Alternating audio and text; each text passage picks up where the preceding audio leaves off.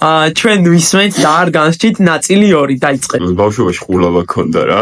ხო. და მალავდი ძალიან საგულდაგულო და მიგიგენი და ალბათ რა ვიხდი 5-6 თვეს უგაცვლით. როდესაც მაძლევენ ხოლმე ფულს, მაგალითად უსლარს რომ სახლს უნდა უყიდო საჭმელი, 3 ლარ დაახლოებით ვიღებ და უყიდავ 17 ლარის საჭმელს. რაღაცა ეგრე რა. ჩვენ ვისმენთ და არ განსჭით, ჩემი ჯერია. ბებო რო გაფენს ხოლმე თეთრ წინდებს, მივდივარ, საუკეთესოებს ვარჩევ.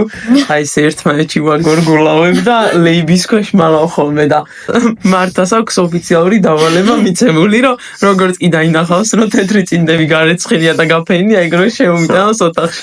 სურამში რომ ისვენებდით ხოლმე, ხო იცი? ხო. მაშინ ვიყავი მგონი 16 წლის მე და 14 წლის შენ რა და მოკედლებული მყავდი შვილი.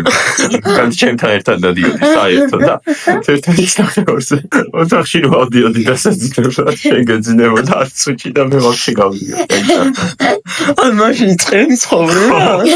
დაბადების დღეზე რომ მიკეთებდით სურპრიზ, რო გიგონათ რომ მე არ ვიცოდი ის რაღაცა ჩუქარი, თქვენ რომ მიკეთებდით, ყველაფერი ვიცოდი. საინდა. არ ვიცი ვიპოვო. ფარდის უკან იყო დამალული. წინა წელს მართა რომ მოხვედი და რო თქვი რომ ორივე საკონტროლოში 10-იანები მივიღეო, არ დაგიჯერე და მასწავლებელს დავურეკე და გადავამოწმე.